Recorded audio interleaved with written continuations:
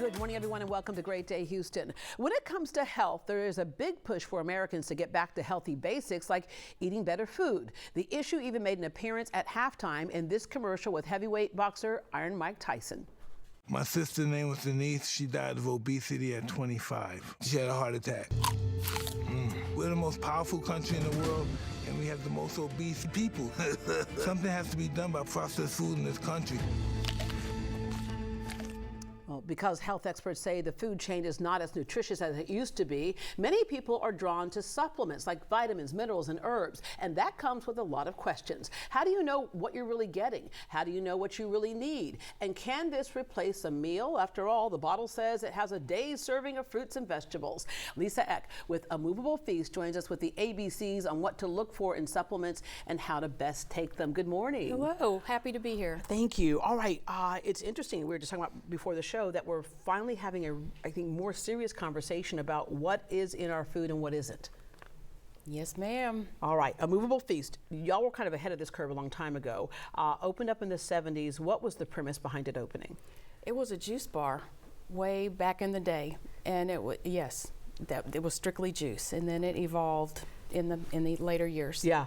I remember during COVID, we walked out of the drugstore because those shelves had been wiped clean and we couldn't find any sanitizer, we couldn't find anything. And my son goes, what are we going to do now? And I looked up across the parking lot and said, we're going there. We're going to a Moveable Feast because we're going to arm our bodies. But when you say you opened in the 70s as a juice bar, but the 70s was also the advent of fast food came in strong. We had the TV dinners, the microwave meals, and we started to see a shift in the whole idea of processed and fast food. And we started to see an increase in illnesses because of that as well. All right, so how the store is set up, number of things that make it different. One is you're independent, which means you know exactly what's on your shelves. Absolutely. What's the problem with some of the other places we might be going into that we have to be aware of? You mean like the big box stores? Yeah. Well, when you're dealing in that large of a scale, sometimes you just don't know what you're getting on those shelves. Yeah. You know, they may not be vetted, and you know, the managers are just ordering, and you just are not sure. But at least with us, you know what you're getting. Yeah. And then even simply where they're storing things. Yes, a lot of the large online retailers they're in hot warehouses, and the heat definitely degrades these supplements. Yeah. All right, the way the store is set up, you have you have all your vitamins there, and there's so many things for whatever issue you might be having. You also have the herb wall that a lot of people love because herbs are a part of this building the body as well. Tell us about that herb wall. We've got a huge herb wall in the back of the store, and it's got over 350 different most of them are medicinal herbs, and there's a lot of conversations happen in the back of that store. I bet they do. You know, the customers are back there talking to each other and educating each other about how these things can help you. Yeah. Or, you know, yes. Because a lot of early pharma, what it was based off of were the plants that we have that actually create our prescriptions, if you will. You also have a wonderful cafe. Thank you.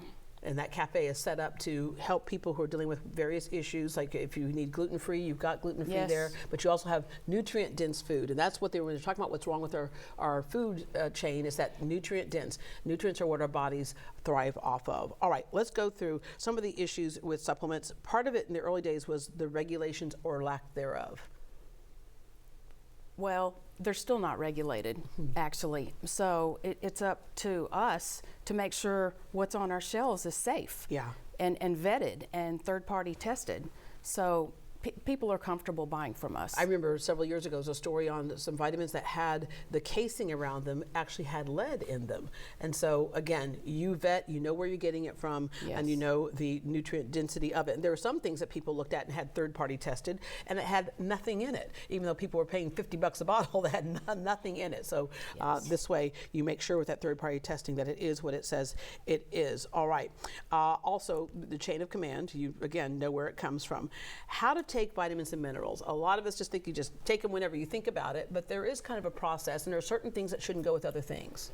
Yes, like on a multivitamin, you generally want to take it in the morning with your breakfast, because some usually some ingredients in it will give you energy, and you certainly don't want to be taking it in the evening. Yeah. Yeah. Yeah, you don't want to have the energy in the evening when you're trying to go and there sit. could be some fat-soluble vitamins in that multi, which there usually are, like A, D, E, and K, and you need that with food with the fat in it. Okay, we're going to get to some viewer questions in a second, but first let me go through some common ailments people will come in and say I need some help with. One is a problem with, for example, dry eye. We're hearing so much about dry eye now. Dry eye. Well, the first thing you need to do is make sure your tear ducts are not clogged. So you need the eye doctor to tell you, okay, they're not clogged.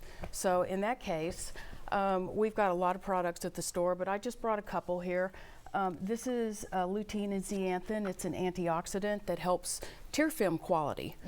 And this is an eye bright eye drop that soothes the eye and cleanses it. All right, cold and flu, which we still don't have the answer to a cold and flu, but there are things that can mitigate the circumstances, right? So this is this also coxilium is a homeopathic remedy. They're little pellets you put in your mouth, and it's something you really is good to have in your medicine cabinet, because the minute you feel like something is going wrong, you take that. Okay. And it's safe for a 2-year-old and up to take, and it will help mitigate the problem. It will lessen it, lessen the severity of it, and shorten the time. Now, how many people come into the store and go, I've got constipation, I just can't go? Well, that would be, we love this. It is ozonated magnesium.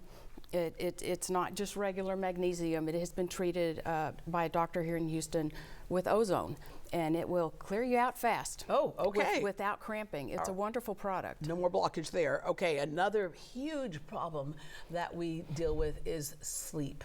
Sleep is huge. We've got herbal supplements. This is one of ours. It's got some minerals in it and herbs to help you sleep.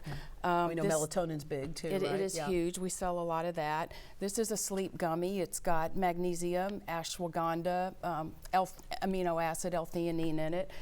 This here is GABA. This is an amino acid that helps calm down the neurotransmitters in the brain to shut off this busy mind. And all these things you talk about sometimes, or many of them, are naturally in the body anyway, but when we lack them is when we have the problems show up. Yes. All right, we have some viewer questions here. Mary says, can vitamins serve as a meal replacement? I keep hearing how many multivitamins contain a day's worth of fruits and vegetables. I say no. Yeah. You need to eat right. Yeah, real food first. Eat the good food, supplement with the supplements. I never would advise taking this instead of food. Yeah, which is why we call these supplements. Yes. Right. Okay. Yes.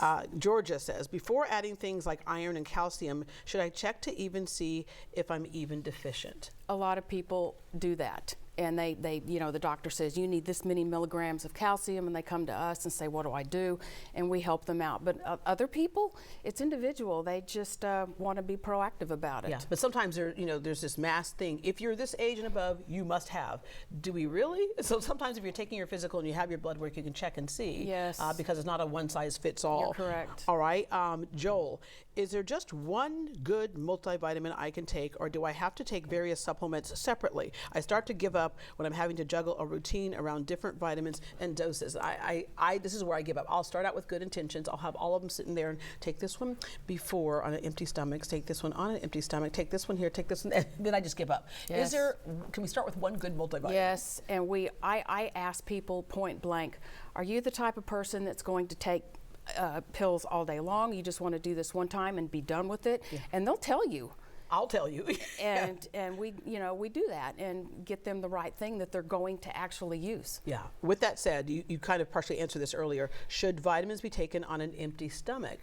Some of them yes, some of them no, or? Some yes, some no. The multis take with food.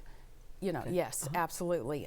Certain things like a systemic enzyme for cholesterol, you want to take it on an empty stomach, so it will do what it's supposed to do and not be digesting your food. Okay. Chrissy, how effective are many of the over-the-counter beauty products claiming to have vitamins like C and E in them? I saw something that had like some vitamins to give you like lush eyelashes. They do. They do. We don't do the eyelash one at our place, but we do have some serums, Creams and they are things? quite effective. Yeah, I guess the key point there is you have to make sure that it's shelf stable, right? Because there are sometimes they'll say they'll have things in there, and it's like, did that vitamin C really survive? They need preservatives in it. You cannot have a cosmetic without preservatives like that. Yeah. Or else you have to keep it in your refrigerator to keep it fresh, and most people aren't doing that. One of the advantages of coming into a Moveable Feast is that we're all going to have questions because we all have, certain things that we're dealing with. When we come into the store, y'all don't mind walking us through the process of what we might need, right? Absolutely. All right, Lisa, thank you very much.